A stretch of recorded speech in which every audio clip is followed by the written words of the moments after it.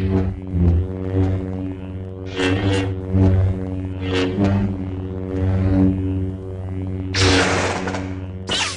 right, folks, this is another Health Haven podcast. We have celebrity trainer Don Saladino on the line. How's it going, Don? Elliot, thanks for having me, buddy. It's all good. We appreciate it. Don, can you just tell us real quick where you're from, your background? Sure. I'm from Cold Spring Harbor, New York, small town in Long Island, just outside of Huntington. Okay. God, I lived there for, I want to say, 25 plus years. Went off to college. After that, in Connecticut, played college Division I baseball. And then right when I graduated school, back in '99, was when I pretty much, pursued nutrition and fitness, and I, came into the city, got a job in Manhattan, running around, doing one-on-one clients after I worked at a big box gym. It's pretty awesome, man. I got to be honest. I mean, I went off to college expecting to play beyond college, and that didn't work out, but the entire time I was off playing at school, I had this dream, and just this passion of just weight training and working out. It was just something that I knew how to fit into my profession no matter what I was doing. Was there anything in particular that led you in going into the fitness world? Yeah. I mean, it was baseball that really opened the doors for me. But I got into weight training when I was probably 16, 17. The entire time I was playing through college, I was double majoring. I was majoring in business and I was majoring in athletics and exercise. So it was just something where I was so much more passionate about that than anything else that I had a feeling that it was going to take me to where I am right now.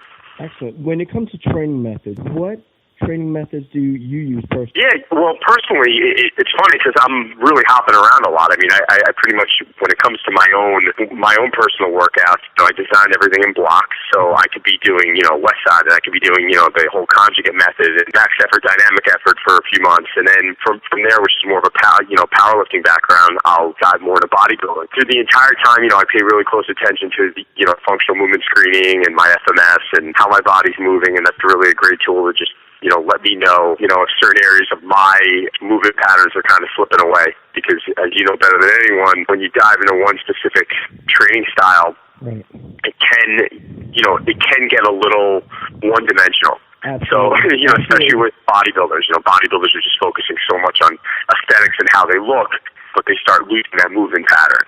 And then what happens is they start losing a little bit of athleticism and injuries might occur. And then, when an injury occurs, they're unable to push their physique the way that they need to push it. And that's holding them back. And, on the other hand, you can be, working on just power and speed, but if you don't have enough muscle to support all that, muscle is really, to me and to my clients, that's body armor. So I really, personally, how I train clients and how I train myself, throughout a year it becomes somewhat of a blend. And I have to pick and choose according to their travel schedules, according to their stress levels, what I'm really going to be dialing in on. So do I just turn around, do I just pull programs out of the air? Absolutely not. I mean, I'm looking at a client's schedule, their travel schedule, and I'm trying to almost plan in advance. What do I think is going to be a good route for us to go? This is on top of, what are they training for? If I'm training a professional athlete, then naturally we're training only specifically for that sport. But for the majority of the clientele that comes in, I mean, let's face it, they want to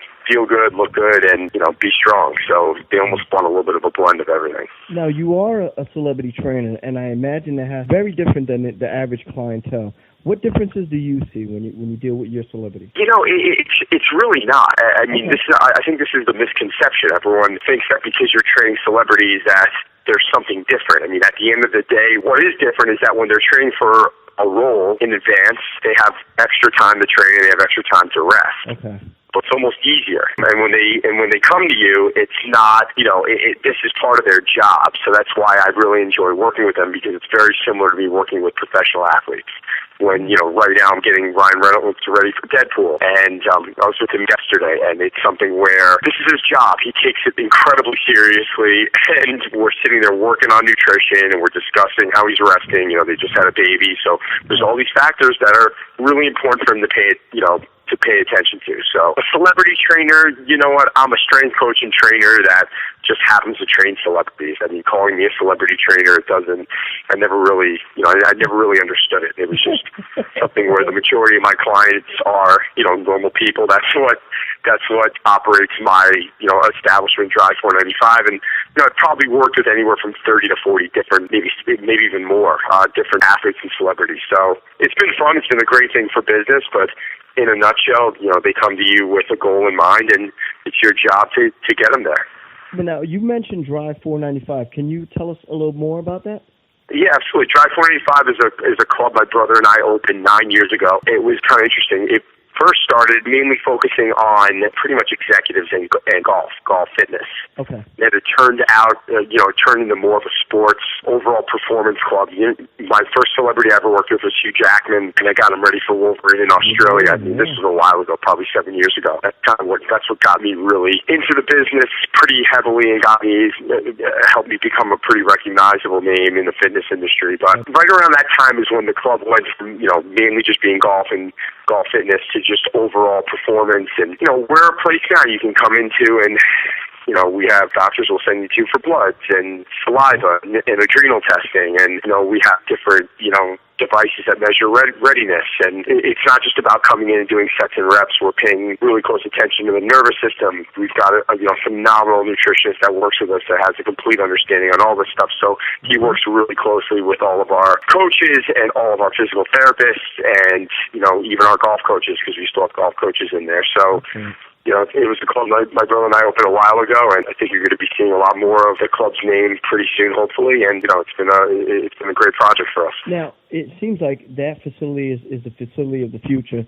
It seems like a lot of things are going on besides just the old school style of like resistance training type of gym. Where else do you see like the future of fitness heading? You know what? The future of fitness, I think at the end of the day, I mean, I'm telling you what you already know, but the deadlift, the squat, the bench press, these are the most important movements. I mean, these are movements that aren't going anywhere. It's very old school, just basic compound moves. Compound moves. These are still the foundational lifts. I mean, we still need this. And I know for last 10 years, everyone got into these sexy movements and bouncing on Swiss balls and core training and this and that. And now, what are we seeing a lot in the industry? We're starting to see people pushing sleds and swinging ropes and swinging kettlebells and using their body to move. So that's awesome stuff, but everything becomes a little trendy. So I think really in this industry, you're still going to see these old school movements that you and I were really raised on. Right. We're going to see that all these movements out there, they're just tools.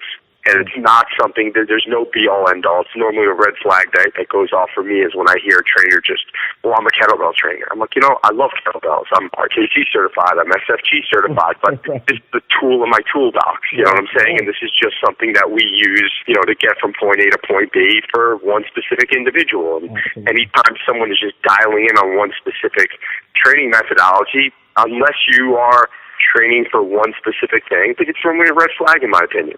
I see it the same way, and I always equate it to a batting stance. I look at the way a person moves, and when they're training, if it works for them, then I sort of leave it alone. Why are you going to try and fix what's not even broken? Yeah, hitting home runs, let it go. Right, exactly. Yeah, let it go. I think a lot of times what happens with trainers out there is that they become a victim of, they've got to always deliver, the new sexy thing. And at the end of the day, what's going to make you a good trainer is good coaching, coming in on that day and not pushing a client past the limit that he or she should be going past that day. If your client got off a plane after being on it for 18 hours and they're not sleeping and they're fighting with their wife and they're dehydrated and they're undernourished, then why are you going to go for a max PR deadlift the next day? It's a poor decision. And it's been my line of the month right now is they didn't show Rocky laying in bed for 6 months after he fought Apollo Creed. Right. It's just no one is at Ellie. You know this better than anyone. Yeah. When you're run down, when you're beat up, it's time to rest. It's time to recharge. Come back on Tuesday with a better workout. Makes sense? Just as important as the training is the rest time. Definitely. Just really quick, what other projects are you currently working on? Wow, man, there's a bunch of them. I just finished a project called Cosmo Body, which is a lot of fun. I'm launching my new website within the next 2 weeks at donsaladino.com. We're currently right now working on an expansion with Drive 495 locations to be determined, but we're putting together a big business plan right now. We owned an app company called Jordan that was just acquired by Stack Media. We built apps on Dwayne Wade, Adrian Peterson, and Ernie L, which is more of kind of like their fitness lifestyle app. Part of a project called the Body Wrench, which is more of like a rolling device. It's like it's not like a foam roller, but it's almost the same purpose. Okay. And man, I mean, just a bunch of other little projects going on that, I want to talk about. I just can't because I'm going to jinx it right now. Yeah, but some really, really good stuff. I'm always keeping everyone up to date on my, my social media handles, my Instagram and my Twitter, Don Saladino. It's been good stuff. Can you give us all your social media handles real quick? They're all the same. It's Don Saladino, DonSaladino, and it's Twitter, Instagram, and I got my Facebook page. You just type in Don Saladino to any of those, and you can see I'm always giving daily, nutrition, cooking, fitness, whatever it is. I kind of bounce around from topic to topic on what I feel is a cool little topic that day. But I've been doing a lot more cooking stuff lately, which has been fun, and it's kind of been what I'm really I'm not saying battling, but it's been something that's really pushing me lately is, and I can tell by your pictures is you've worked pretty hard on your physique. And a lot of times working on your physique like that can, and I've done it, but it's not always the healthiest thing for you. People don't understand that. So I'm really trying to pay close attention right now on how do you build the best physique possible, but then how do we improve hormone function? So how do we still get those good fats in, and how do we, measure our macronutrients, and how do we know when to have what during that day? And as you know, it changes for each individual, but that's been that's definitely been a fun learning experience for me the last decade. Yeah. So the body changes. So I think it's really important, because I think what sometimes gets overlooked is that when we're coming to maybe physique training or getting ready for an NPC or an IFBB pro bodybuilder show. Sure. You don't see, like you referenced, you don't see Rocky laying in the bed for 6 months. You don't see after those shots are taken what happens to the body after it's been carb depleted, after it's at 6% body fat. Is that functional long term? Is there a strength and power loss? And I think a lot of people don't really see that side of it. No, they don't. I think it's very intelligent how you're dialing in on it right now. I mean, unfortunately, kids and young teenagers or even young adults are opening, going to the cover of Muscle Fitness or whatever it is, and they're seeing a guy staying on the cover who's got, 4% body fat, and they're saying, oh my God, how am I going to look like that all year long? And they don't understand that they don't look like that all year long. That's been, a lot of times these guys go into water depletion. Right. And you got to be smart about coming out of that after you dehydrate your body like that. How do you slowly start incorporating those nutrients back into your body where your body doesn't have a bad effect from it? Or I remember one time I saw a guy put on between 30 and 35 pounds in 2 days after a show because he just went nuts. That's insane. It's not healthy for the body. Absolutely. So I know there's a way to get really, and then obviously you and I have been working on it, but how do you get really lean? How do you stay really strong? But how do we continue to get those nutrients that we need into our body so hormonally our body can recover and our body can continue to develop?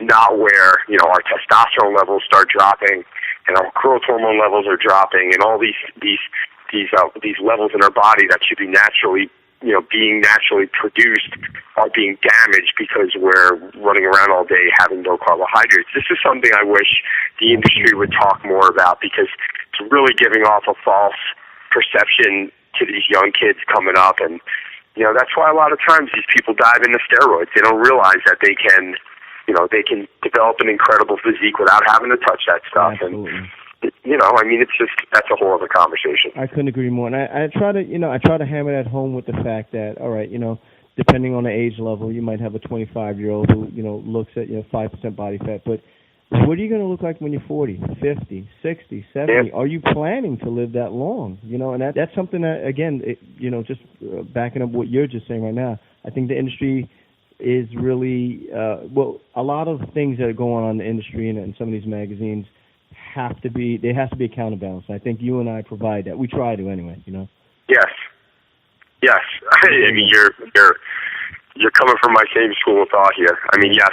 I would love them to talk more about this. I'd love them to discuss more about this rather than just giving information on how to look like that, which isn't always even true information. Right. Why don't we discuss a little bit more on how we can maximize how that engine is running, how that body is moving, how that body is reproducing. So, in the long run, it can burn more fat. So in the long run, your testosterone levels can be, better naturally. Right. These are things I'd love for these magazines to start dialing in on, and they're starting to. You're starting to hear more about it now. I'm starting to see, I'm reading, I still like skimming through the stuff just to see what's current, and I'm seeing that they're adding, little things on coconut oil and, olive oil, and, now you're starting to see how these bodybuilders are really adding carbohydrates into their diets a lot more now, and these things that they never really spoke about years ago, or it was almost like, high fat. No. We need fat in the body. So Absolutely. I think it's going to slowly start coming, but it's going to take some time. Yeah. All right, Don, I don't want to take any more of your time.